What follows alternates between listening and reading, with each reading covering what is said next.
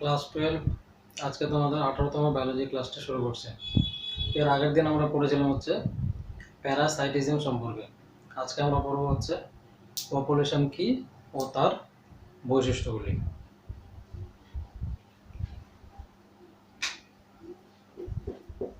তোমরা দেখতেই পাচ্ছ বোর্ডে এই পপুলেশন টার্মটি এসছে হচ্ছে ল্যাটিন শব্দ পপুলাস থেকে, ঠিক আছে, যার অর্থ হলো জনসংখ্যা।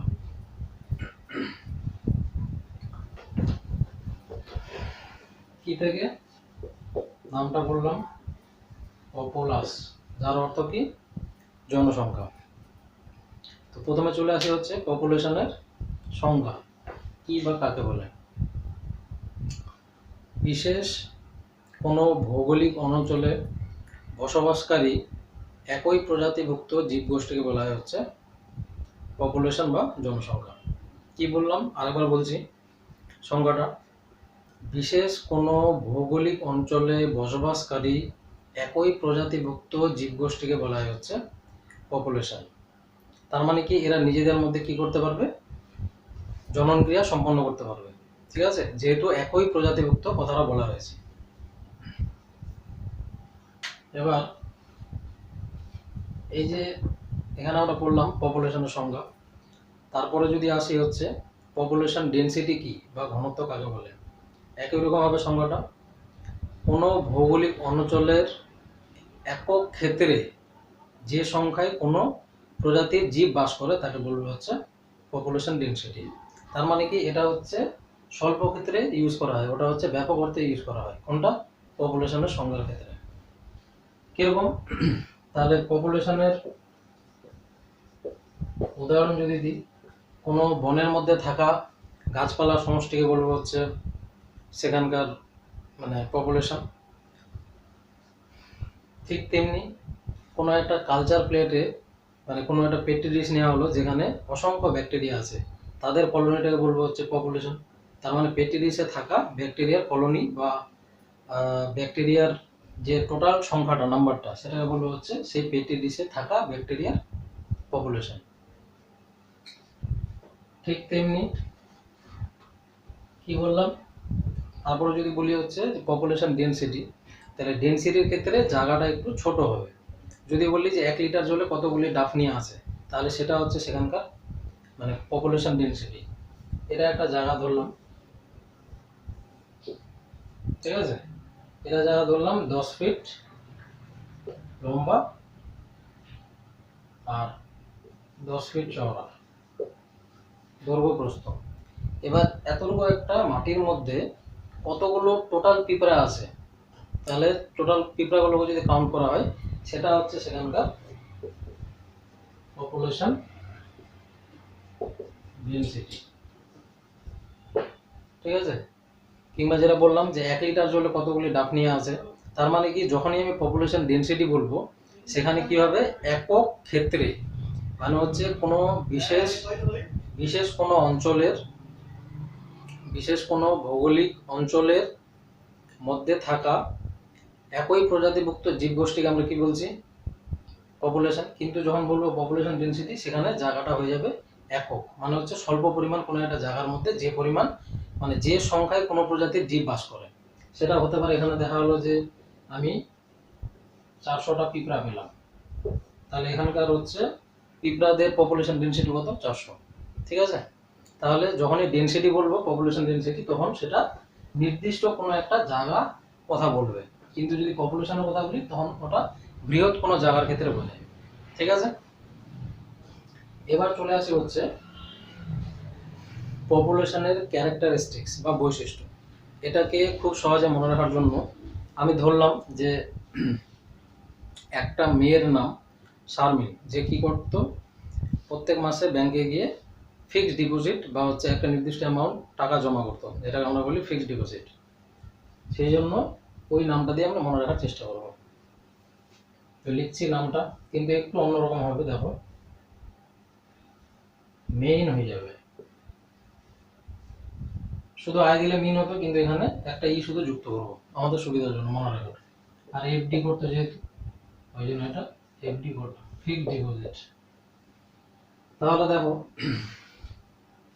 এস থেকে আমরা কিসের বৈশিষ্ট্য পড়ছি? পপুলেশনের ক্যারেক্টারিস্টিক্স আর জনসংখ্যার বৈশিষ্ট্য। এখানে লিখবো হচ্ছে সেক্স রেশিও, এ থেকে এজ রেশিও, আর থেকে রেজিস্ট্যান্স। রেজিস্ট্যান্স কিসের? এনভায়রনমেন্টাল রেজিস্ট্যান্স, এনভায়রনমেন্টাল বা পরিবেশগত বাধা। এম থেকে মর্টালিটি, ই থেকে ইমিগ্রেশন,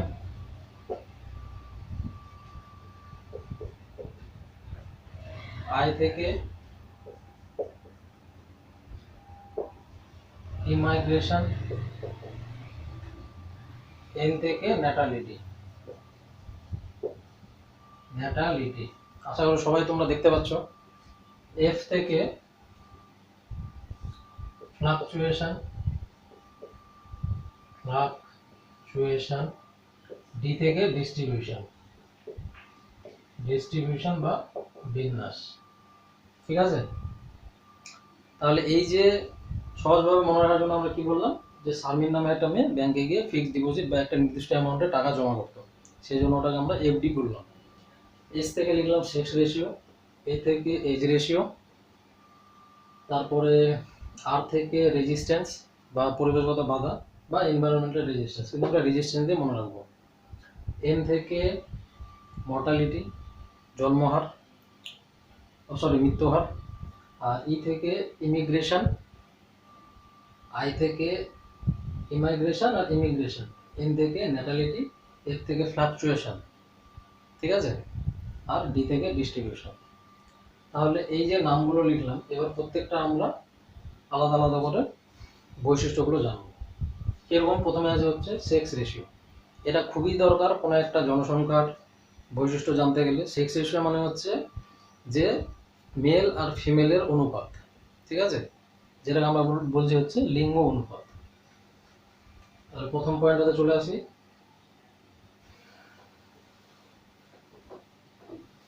এটা ছোট্ট করে এখানে লিখে নিচ্ছে, ঠিক আছে, তাহলে বুঝতে সুবিধা হবে।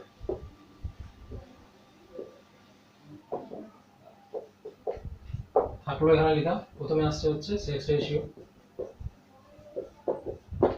এক কথায় মেল, পুরুষ এবং মহিলার যে অনুপাত সেটাকে বলা হচ্ছে সেক্স রেশিও। মানে ধরো কোনো একটা জায়গা, এটা কতটা গুরুত্বপূর্ণ একটা উদাহরণ দিলে বুঝতে পারবে। ধরো কোনো একটা জায়গাতে টোটাল, বললাম এটা একটা জায়গা, এই একটা প্লেস, এবার এই জায়গাতে 10 জন টোটাল লোক আছে। ঠিক আছে, তার মধ্যে 10 জন টোটাল, কতজন বললাম? 10 জন। এবার এর মধ্যে 4 জন ফিমেল, 2 জন ফিমেল আর 8 জন মেল।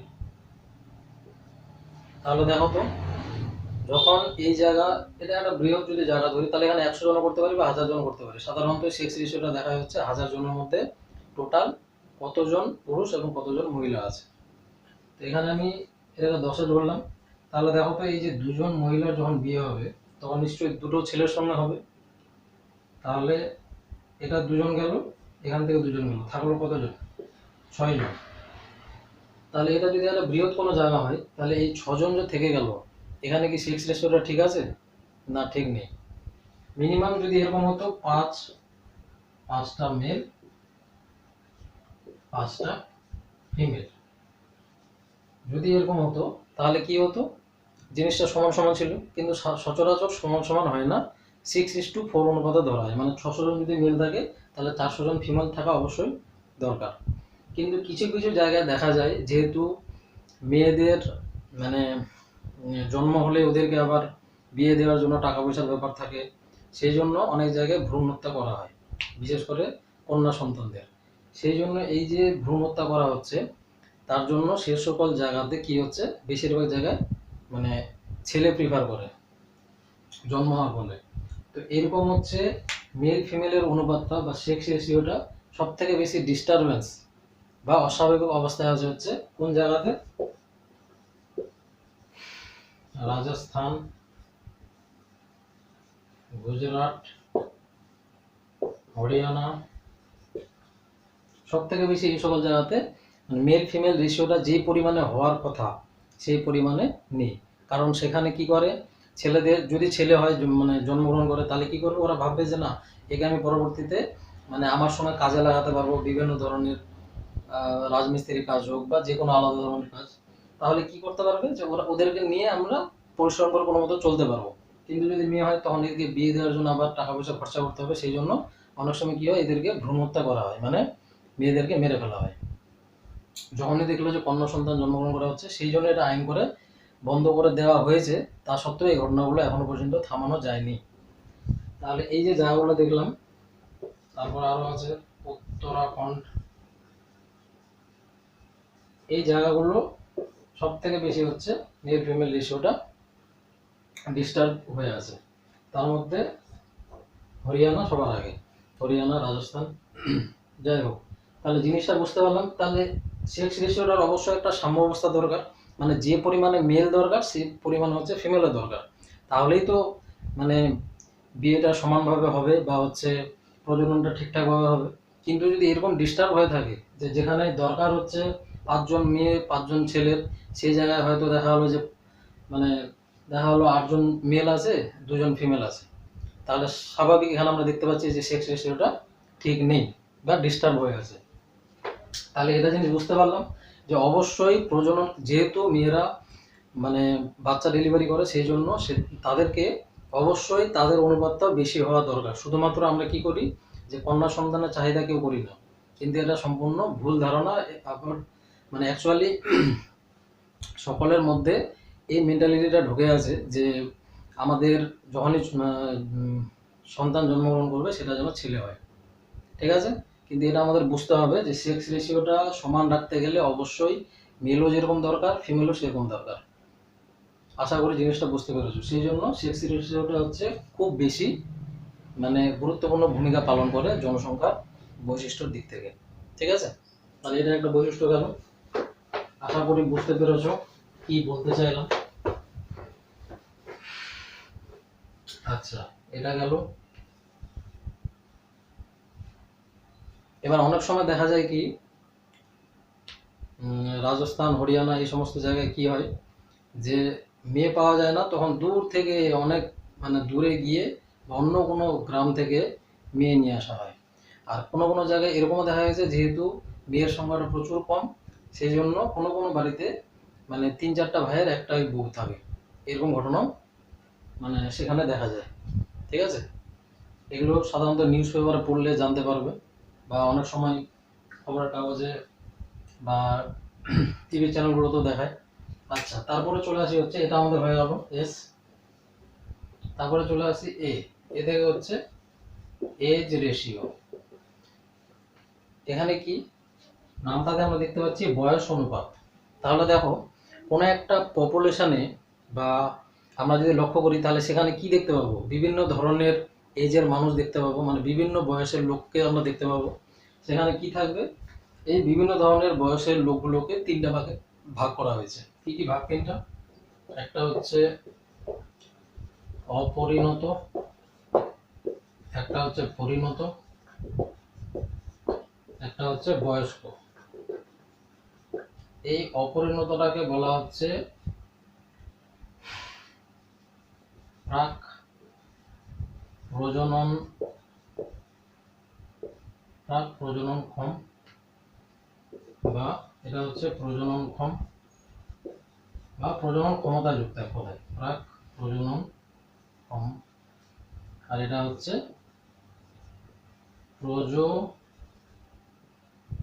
প্রজনোত্তর, মানে হচ্ছে প্রজনন ক্ষমতার বাইরে। এটা হচ্ছে প্রজনন ক্ষমতা যুক্ত, আর এটা হচ্ছে প্রজনন ক্ষমতার আগে। তার মানে কি অপরিণত, বা এটার আরেকটা নাম আমরা বলতে পারি শিশু, প্রাপ্তবয়স্ক, প্রাপ্তবয়স্ক, আর এটা হচ্ছে বৃদ্ধ, বৃদ্ধ বা বয়স্ক। ঠিক আছে, তাহলে টোটাল আমরা এই তিনটা ভাগে ভাগ করতে পারি না? দেখো তো, মানে হচ্ছে শিশুদের আমরা বলতে পারি একটা স্টেজ, তারপরে হচ্ছে প্রাপ্তবয়স্ক, তারপর হচ্ছে বৃদ্ধ। তো এদেরকে যদি আমরা একটা বয়স সীমায় ভাগ করি তাহলে দেখো 0 থেকে বা 1 থেকে 17, 1 থেকে 17 এটা একটা হবে, শিশুদের মধ্যে পড়ছে। এখানে বলেছে প্রাক প্রজননক্ষম, মানে হচ্ছে এরা প্রজনন ক্ষমতার আগের স্টেজে আছে, সেই জন্য বলা হচ্ছে প্রাক বা পূর্ব। এটা হচ্ছে প্রজননক্ষম বা প্রজনন ক্ষমতা যুক্ত, তাহলে যেটা আমরা বলি প্রাপ্তবয়স্ক।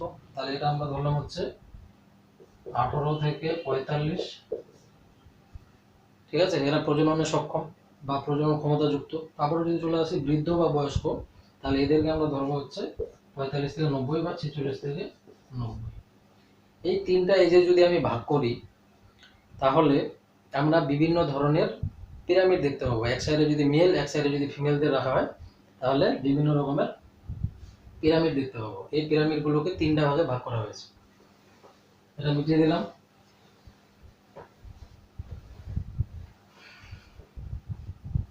একটা হচ্ছে ব্রড বেস, নামটা দেখতে পাচ্ছ,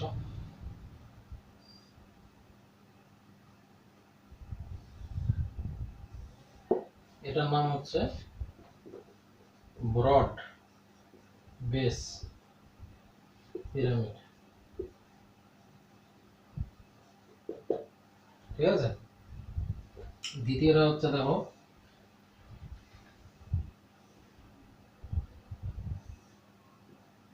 বেল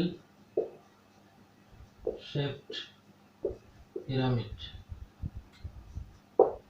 তৃতীয়টা হচ্ছে দেখো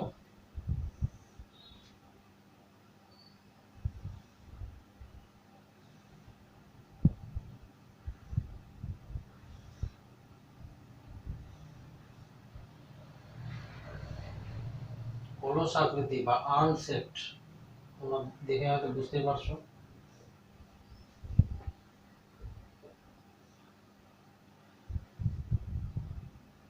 আনশেপড পিরামিড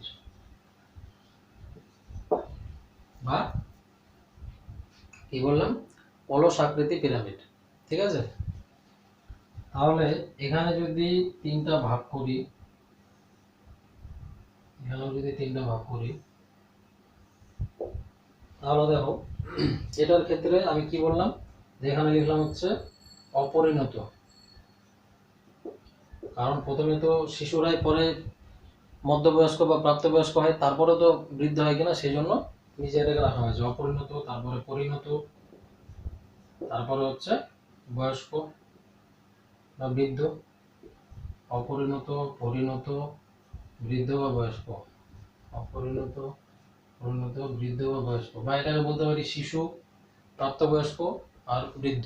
ঠিক আছে, তাহলে যদি এভাবে সাজানো হয়, দেখবে তোমরা সুবিধা হয়তো দেখতেই পাচ্ছ, এভাবে ডট ডট করে দেওয়া আছে, এক সাইডে মেল এক সাইডে ফিমেল, এই অনুপাতে যদি রাখা হয় তাহলে তিন ধরনের পিরামিড এভাবে দেখতে পাওয়া যায়। এটাকে বলা হচ্ছে বয়স ভিত্তিক পিরামিড বা এজ রেশিও। মানে বিভিন্ন বয়সের আমরা কি করতে পারি, একটা পপুলেশনে বিভিন্ন এজের লোকেদের দেখতে পাই, মানে বিভিন্ন বয়সের লোকেদের আমরা দেখতে পাই। তার মধ্যে একটা হচ্ছে অপরিণত বা শিশু যাদের বলছি, একটা হচ্ছে পরিণত বা বয়স্ক, একটা হচ্ছে পরিণত বা প্রাপ্তবয়স্ক, একটা হচ্ছে বয়স্ক বা বৃদ্ধ। তো কোন এজের আমি তো একটু আগে বলে দিলাম, যে 1 থেকে এটা যদি 17 ধরি, এটা যদি 18 থেকে 45 ধরি, এটা যদি 45 থেকে 90 বা 46 থেকে 90 ধরি, তাহলে এই এজের মানুষগুলোকে আমরা দেখতে পাই কিনা। তো এদেরকে যদি পরপর সাজানো হয় তাহলে সব থেকে মানে সাজালে এই ধরনের পিরামিডগুলো আমরা দেখতে পাবো। এই পিরামিডটা কিরকম আছে দেখো, সব থেকে নিচে কে আছে, ওদের সংখ্যাটা সব থেকে বেশি। দেখো কিভাবে, যদি এভাবে করে রাখা হয়, দেখো সব থেকে উঁচু জায়গাটা ছোট হয়ে যাচ্ছে না, সব থেকে বেশি জায়গা জুড়ে কে আছে, দেখো এই জায়গাটা আছে না, এই যে, তার মানে কি সব থেকে নিচে কি আছে, অপরিণতটা। এটাকে তিনটা ভাগে দেখানো হয়েছে কিন্তু অ্যাকচুয়ালি এভাবে। তো এখানে অপরিণত আছে তার মানে কি এই তিনটা এজের যে আমরা লোক দেখতে পাচ্ছি জনসংখ্যার মধ্যে বা পপুলেশনের মধ্যে, তো এদের সংখ্যাটা সব থেকে বেশি এই পিরামিডের ক্ষেত্রে। কাদের? অপরিণত বয়স্ক বা শিশু যারা আছে, যারা শিশু, এই সংখ্যাটা এই পিরামিডটাতে বেশি। আর এই পিরামিডের মানে উদাহরণ হলো, এরকম দেশের উদাহরণ হলো হচ্ছে ভারত আর চীন। কি বললাম? ভারত, চীন।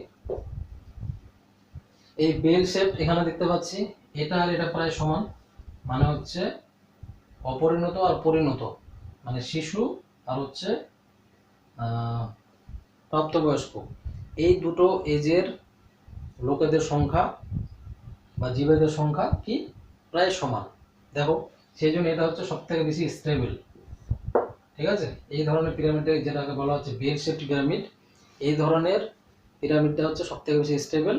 আর এই ধরনের পিরামিডে আমরা অপরিণত বা শিশু ও প্রাপ্তবয়স্ক বা পরিণত যেটা বলছি বা অ্যাডাল্ট, এই ধরনের জীবেদের সংখ্যা প্রায় সমান, সেই জন্য এটা হচ্ছে সব থেকে স্টেবল। এরকম ধরনের মানে পিরামিড যুক্ত দেশের উদাহরণ,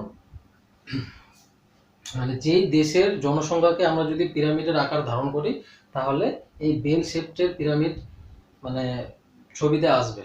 তো ওরকম দেশের উদাহরণ হচ্ছে ইউএসএ বা আমেরিকা, ফ্রান্স।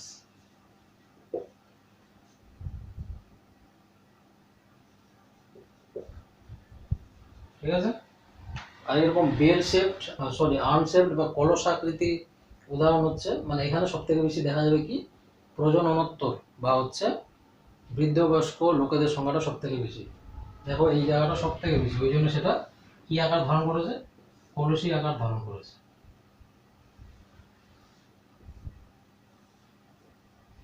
ঠিক আছে, এটা ছবিতে এভাবে তোমরা বুঝতে পারবে না, মানে আমি ছবিটা আঁকিয়েছি যেহেতু এখানে বুঝতে পারবো না। দেখো ছবিতে ভালো করে, মানে অ্যাকচুয়ালি এই ধরনের আকারটা ধারণ করে, সেই জন্য এটাকে বলা হচ্ছে আনশেপড বা হচ্ছে কলস আকৃতি।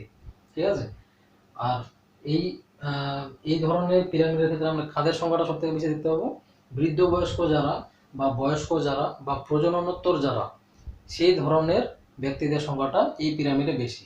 এরকম ধরনের পিরামিডের উদাহরণ মানে যে দেশে দেখতে পাওয়া যায় সেটা হচ্ছে ইতালি আর জার্মানি।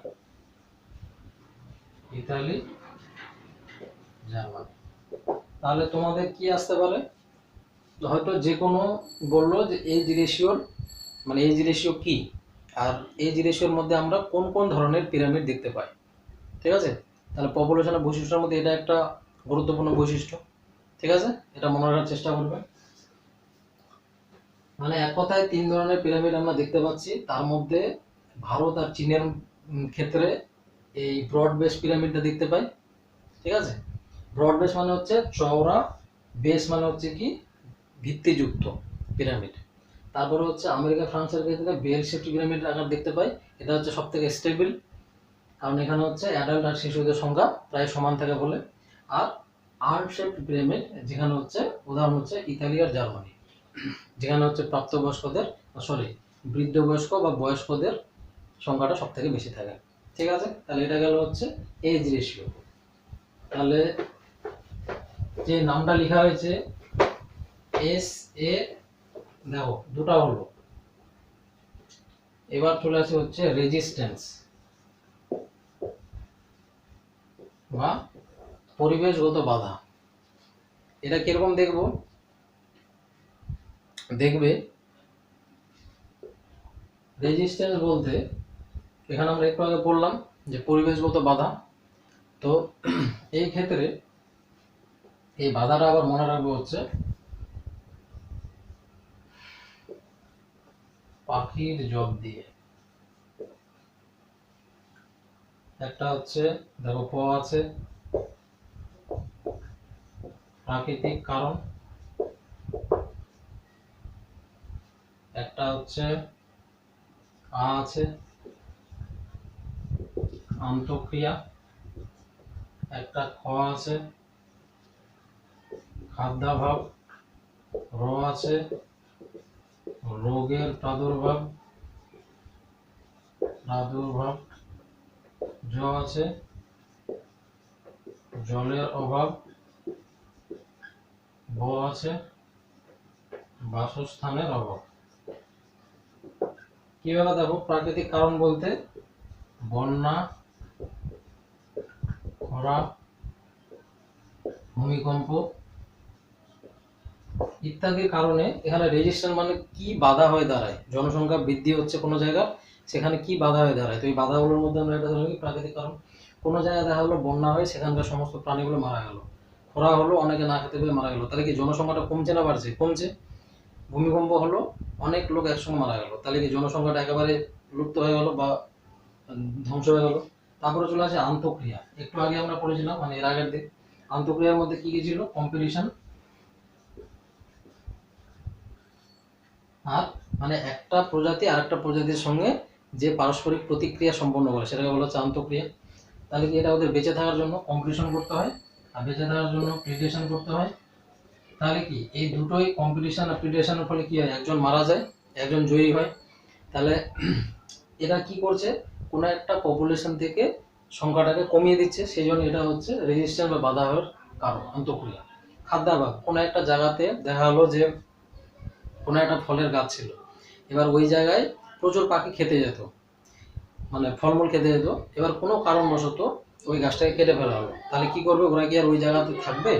ওরা অন্য জায়গায় চলে যাবে, যেহেতু ওই গাছটা আর নেই। এটা জাস্ট একটা উদাহরণ দিল। তারপরে চলে আসছে রোগের প্রাদুর্ভাব। আমাদের যেরকম বিভিন্ন ধরনের অসুখ হয়, ঠিক তেমনি ওদেরও বিভিন্ন প্রাণীদেরও জ্বর, স্কিন ডিজিজ বা দেখা হলো কোনো অ্যাক্সিডেন্টে কেউ মারা গেল, তাহলে এর ফলে কি হচ্ছে, বিভিন্ন ধরনের রোগ হওয়ার ফলে ওদের মৃত্যু করছে অ্যানিমালগুলো বা অন্যান্য প্রজাতিগুলো। তাহলে মারা যাওয়ার ফলে কি হচ্ছে, ওদের সংখ্যাটা কমছে, সেই জন্য এটা বলা হচ্ছে রেজিস্টার। মানে কি কি কারণ বাধা হয়ে দাঁড়ায় জনসংখ্যা বৃদ্ধির হারটাকে কমানোর জন্য। তার মধ্যে এগুলো দেখলাম, খাদ্যের অভাব দেখলাম, রোগের প্রাদুর্ভাব দেখলাম, তারপরে জলের অভাব। ধরো বিশাল বড় একটা পুকুর ছিল, এবার ওই পুকুরে বিভিন্ন প্রাণী ওখানে জল মানে খেতে যেত। এবার কোনো একজন কোনো একটা ফ্যাক্টরি মালিক এসে সেখানে নতুন করে ফ্যাক্টরি তৈরি করার জন্য বা কলকারখানা তৈরি করার জন্য ওই গোটা জায়গাটা কিনে নিয়ে ওই ইয়েটাকে জলাশয়টাকে ভরে দিল মাটি দিয়ে। তাহলে কি ওখানে আর কোনো প্রাণীরা খেতে যেতে পারবে? পারবে না। তাহলে ওখানে কি হলো, জল আর খেতে পারছে না, তাহলে জলের অভাব ঘটলো। ঠিক তেমনি বাসস্থান, ধরো তোমার বাড়িতে একটা পাখির বাসা আছে, এবার ওই বাসাটাকে তুমি ভেঙে দিলে, তাহলে ওর কি বাসস্থানটা তুমি নষ্ট করে দিলে। ফলে আমরা কি করি, যেরকম কোথাও যদি কোনো কারণবশত বাসস্থান কারো যদি হারিয়ে যায়, নষ্ট হয়ে যায়, ভেঙে যায়, তখন কি করে সে মানে সেখান থেকে চলে যায়। তার মানে কি ওখান থেকে সংখ্যাটা মাইনাস হলো, তার মানে কি জনসংখ্যাটা কমলো। এটা হচ্ছে সমস্ত কিছু হচ্ছে কিসের, রেজিস্ট্যান্সের মধ্যে পড়ে। আশা করি জিনিসটা বুঝতে পেরেছো। ও এসে আর গেল, এবার চলে আসি এম থেকে মর্টালিটি। লিখছি তো, মর্টালিটি যখন পড়ছি এটাকে ডিনোট করা হয় এম দিয়ে। মৃত্যু হার, প্রতি একক সময়ে যে পরিমাণ সদস্য কোনো পপুলেশন থেকে মুক্ত হয় বা বিয়োগ হয় বা মারা যায় বা মাইনাস হয়। কি বললাম, প্রতি একক সময়ে মর্টালিটিকে বলা হয় মৃত্যু হার, যেটাকে এম দিয়ে ডিনোট করা হচ্ছে। M equal MD by T. MD হচ্ছে কি, মোট মৃতের সংখ্যা। কিসের সংখ্যা? মোট মৃতের সংখ্যা। টি হচ্ছে সময়। ঠিক আছে, তাহলে কি বললাম, প্রতি একক সময়ে যে পরিমাণ সদস্য কোনো পপুলেশন থেকে বিয়োগ হচ্ছে বা মুক্ত হচ্ছে বা মাইনাস হচ্ছে বা মারা যাচ্ছে, সেটাকে বলা হচ্ছে মর্টালিটি বা মৃত্যু হার। কোনো একটা পপুলেশনে ধরলাম 10 জন লোক ছিল, তার মধ্যে 4 জন মারা গেল, তাহলে এটার মর্টালিটি বা মৃত্যু হার কত? 4/10 ইকুয়াল 0.4, এটা হচ্ছে মৃত্যু হার। ঠিক আছে, ঠিক তেমনি হচ্ছে ন্যাটালিটি। সার মিনের MEIN, এখানে শেষেরটা ন্যাটালিটি, এটা বলে দিই তাহলে একসঙ্গে হয়ে যাবে। ন্যাটালিটি একই জিনিস, এন দিয়ে ডিনোট করা হয়, এটা মানে হচ্ছে এনডি বাই টি। এটা হচ্ছে মোট নবজাতকের সংখ্যা, এখানে দেখলাম মোট মৃতের সংখ্যা, এটা হচ্ছে মোট নবজাতকের সংখ্যা, মানে যে সমস্ত শিশুরা নতুন করে জন্মগ্রহণ করছে। আর টি হচ্ছে সময়। ঠিক আছে, তাহলে কি বললাম, যে প্রতি একক সময়ে যে পরিমাণ সদস্য কোনো পপুলেশনে যুক্ত হয়, ঠিক আছে, মানে অ্যাড হচ্ছে, সেটাকে বলা হচ্ছে ন্যাটালিটি বা জন্ম হার। এটা হচ্ছে যুক্ত হবে, ওটাতে মুক্ত হবে। মুক্ত মানে মাইনাস হচ্ছে, মানে মারা যাচ্ছে। তার মানে প্রতি একক সময়ে যে পরিমাণ সদস্য কোনো পপুলেশনে যুক্ত হচ্ছে বা জন্মগ্রহণ করছে, ঠিক আছে, বা অ্যাড হচ্ছে, সেটা হচ্ছে জন্মহার বা ন্যাটালিটি। আর যে পরিমাণ সদস্য এটাতে যুক্ত হচ্ছে ওটাতে মুক্ত হচ্ছে। আশা করি বুঝতে পেরেছো। সিম্পলভাবে মনে রাখার জন্য এতটুকুই যথেষ্ট। তাহলে মৃত্যুহার বুঝলাম আর জন্মহার বুঝলাম, এটা গেল। এবার চলে আসি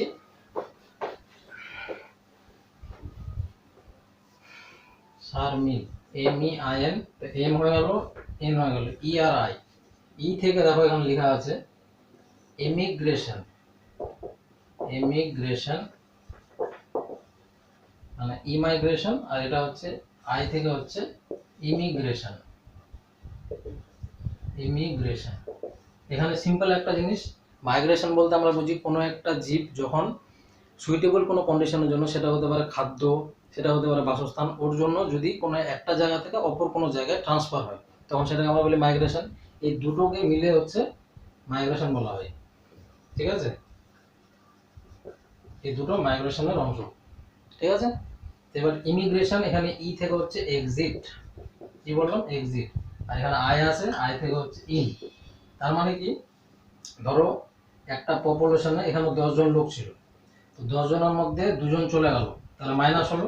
তাহলে এটা কিসের উদাহরণ হবে, এক্সিটের বা ইমিগ্রেশনের। ইমিগ্রেশন মানে এক্সিট হচ্ছে, ওই জন্য ই দিয়ে প্রথমে আছে। তাহলে 2 জন মাইনাস হলো, টোটাল কতজন পড়ে থাকবে, তাহলে 8 জন। তাহলে এটা হচ্ছে ইমিগ্রেশন। এবার দেখা গেলো যে 2 জন প্লাস হচ্ছে, মানে 2 জন ঢুকে গেল। তাহলে কি হচ্ছে, কোনো একটা পপুলেশনে যদি কোনো পরিমাণ সদস্য এসে ইন করে বা যুক্ত হয়, তাহলে এটা ইন করছে মানে ঢুকছে বা প্লাস হচ্ছে, তাহলে এখানে কত হবে, 12। তাহলে এটাকে বলা হচ্ছে ইমাইগ্রেশন, এটা। আর এটা হচ্ছে ইমিগ্রেশন, ঠিক আছে। দুটো একই রকম টার্ম, যে এই দুটোকে আমরা বলছি হচ্ছে মাইগ্রেশনের পার্ট। এই দুটোকে বলা হচ্ছে মাইগ্রেশন। মাইগ্রেশন মানে আমরা জানি যে কোনো একটা জায়গা থেকে অপর কোনো জায়গায় চলে যাওয়াটাকে বলা হচ্ছে মাইগ্রেশন। সেটা হতে পারে কোনো ভ্রমণের জন্য, সেটা হতে পারে কোনো মানে পার্টিকুলার, মানে একদিনের জন্য, 5 দিনের জন্য, 1 মাসের জন্য, ঠিক আছে। তাহলে এটাকে বলা হচ্ছে ইমিগ্রেশন, এটা বলা হচ্ছে ইমিগ্রেশন। ইমাইগ্রেশন আর ইমিগ্রেশন এই দুটোই মাইগ্রেশনের পার্ট। এটা গেল। তাহলে সারমিনের 4টাই হয়ে গেল, সরি 7টাই হলো, এটা হয়ে গেছে। এবার চলে আসে এফ আর ডি। এফ থেকে ফ্লাকচুয়েশন, মানে কোনো একটা পপুলেশনে কখনোই মানে ওর মানে জনসংখ্যাটা সবসময় ফ্লাকচুয়েট করতে পারে বিভিন্ন ধরনের কারণে, পরিবেশগত কারণে, আমরা একটু আগে দেখলাম। তাহলে এটা আমরা কি পড়ছি, পপুলেশনের ক্যারেক্টারিস্টিক বা বৈশিষ্ট্য। ঠিক তেমনি আমরা যদি কোনো একটা উদাহরণ দিচ্ছি, ম্যাচের মধ্যে আমরা 2020 দেখি সবাই, তো 2020 ম্যাচে দেখবে এভাবে এভাবে দেওয়া থাকে না, এটা দিয়ে আমরা কি বুঝতে পারি, এরকম একটা গ্রাফ দেওয়া থাকে ধরো। তাহলে এই গ্রাফে এই যে প্রথম ওভারে ধরলাম যে এটা 15 রান হয়েছে, তাহলে এটা অনেক কম হয়েছে। এখানে ধরলাম যে 6 রান হয়েছে, এটা ধরলাম 14 রান হয়েছে, এই ওভারে ধরলাম 13 রান হয়েছে। তার মানে কি, প্রত্যেকটা ওভারের এই গ্রাফটা দেখে আমরা বুঝতে পারছি যে কতটা ফ্লাকচুয়েট হয়েছে। মানে কোনো ওভারে 6 রান হয়েছে, আবার কোনো ওভারে দেখো 15 রানও হয়েছে। তাহলে কি, যেরকম প্রত্যেকটা ওভারে একই রকম রান থাকে না, ঠিক তেমনি পপুলেশনের ক্ষেত্রেও ওদের সংখ্যাটা সবসময় একই থাকে না, কখনোই হ্রাস বা বৃদ্ধি করতে থাকে। এই ঘটনাটাকে বলা হচ্ছে জনসংখ্যা অস্থিরতা বা হচ্ছে পপুলেশন ফ্লাকচুয়েশন। আশা করি বুঝতে পেরেছি। এবার চলে আসে হচ্ছে ডিস্ট্রিবিউশন। ডিস্ট্রিবিউশনটাকে বলা হচ্ছে বিন্যাস। মানে কোনো একটা পপুলেশনের যে সদস্যগুলো থাকে, এই সদস্যগুলো বিভিন্নভাবে বিন্যস্ত থাকে, ঠিক আছে। এই বিন্যাসটাকে 3টা ভাগে ভাগ করা হয়েছে। এরকম একটা হচ্ছে ইউনিফর্ম বিন্যাস, একটা হচ্ছে ইউআরসি দিয়ে এটা মনে রাখবো, ঠিক আছে। এটাকে বলা হচ্ছে ইউনিফর্ম বিন্যাস, এটাকে বলা হচ্ছে র্যান্ডম বিন্যাস। র্যান্ডম মানে হচ্ছে এলোমেলো, এটাকে বলা হচ্ছে ক্লাম্প বিন্যাস, মানে বদ্ধভাবে যখন কি করছে, সদস্যগুলো একই রকম ভাবে অবস্থান করছে, দেখো, তাহলে তখন সেটা বলছে ইউনিফর্ম, ঠিক আছে। এলোমেলো বিন্যাস, এটাকে বলা হচ্ছে জোরবদ্ধ বিন্যাস, এটাকে বলা হচ্ছে সমসত্ব বিন্যাস। মানে হচ্ছে ধরো একটা উদাহরণ যদি দিই, তুমি একটা মানে তোমরা ধরো কোনো একটা জায়গায় যাচ্ছ, এবার দেখতে পাচ্ছ যে প্রত্যেকটা কোনো একটা পাড়ায় যাচ্ছ, তো ওই পাড়াতে টোটাল 5টা স্ট্যান্ড আছে, A B C D E. প্রত্যেকটা স্ট্যান্ডে দেখতে পাচ্ছ একটা করে কুকুর দাঁড়িয়ে আছে, বা স্ট্যান্ডে ঢুকছো দেখছো একটা কুকুর, এখানে একটা কুকুর। তাহলে কি প্রত্যেকটাতে ইউনিফর্ম আকারে আছে না, একটা একটা করে আছে, তাহলে সেটাকে বললো হচ্ছে ইউনিফর্ম বিন্যাস। মানে জাস্ট উদাহরণটা বোঝার জন্য বলছি। এবার যদি র্যান্ডমলি হয় তাহলে দেখো, প্রথম স্টপেজটাতে গেলে ওখানে দেখলে যে একটা কুকুর আছে, দ্বিতীয়টা দেখলে এখানে দেখলে 3টা কুকুর আছে, এটাতে গেলে এটা দেখলে যে 2টা কুকুর আছে, এটাতে গেলে এটা দেখলে 5টা কুকুর আছে। তাহলে কি র্যান্ডমলি আছে, মানে এলোমেলো হয়ে আছে, যে সব কুকুরগুলো কি করছে, যে কোনোটা স্ট্যান্ডে কম, কোনোটা স্ট্যান্ডে বেশি, কোনোটাতে আবার নেই, এরকম। তাহলে এটাকে বলা হচ্ছে র্যান্ডম বিন্যাস। মানে কি বলছে, কোনো একটা পপুলেশনের মধ্যে থাকা যে সদস্যগুলো আছে, এই সদস্যগুলো বিভিন্ন রকম ভাবে বিন্যস্ত হয়ে থাকে। এই বিন্যাসের উপর ভিত্তি করে 3 রকম ভাবে এদের ভাগ করা হয়েছে। একটা হচ্ছে ইউনিফর্ম বিন্যাস বা সমসত্ব বিন্যাস, একটা হচ্ছে র্যান্ডম বিন্যাস বা এলোমেলো বিন্যাস, একটা হচ্ছে ক্লাম্পড বিন্যাস বা মানে জোরবদ্ধ বিন্যাস। ঠিক তেমনি যদি এই 5টা এলাকার মধ্যে এবার দেখা হলো ক্লাম্পড বিন্যাস কোনটা বলছে, প্রথম পাড়াতে গেলে এখানে দেখলে যে 4টা কুকুর আছে, দ্বিতীয় পাড়াতে গেলে এখানেও দেখলে 4টা কুকুর, এখানেও দেখলে 4টা, প্রত্যেকটাতে দেখছে মানে দেখছো যে গ্রুপ আকারে আছে 4টা 4টা করে, বা ধরলাম 3টা 3টা করে। তাহলে কি ওরা জোরবদ্ধ অবস্থায় আছে বা ক্লাম্পড অবস্থায় আছে, যুগ্মভাবে আছে, সেই জন্য এটা বলা হচ্ছে ক্লাম্পড বিন্যাস বা ডিস্ট্রিবিউশন। ঠিক আছে, তাহলে টোটাল কটা বৈশিষ্ট্য দেখলাম? এস থেকে সেক্স রেশিও, এ থেকে এজ রেশিও, আর থেকে রেজিস্ট্যান্স, এম থেকে মর্টালিটি, ই থেকে ইমাগ্রেশন, আর আই থেকে ইমিগ্রেশন, এন থেকে ন্যাটালিটি, এফ থেকে ফ্লাকচুয়েশন, ডি থেকে ডিস্ট্রিবিউশন। ঠিক আছে, আজকে এতটুকুই থাক।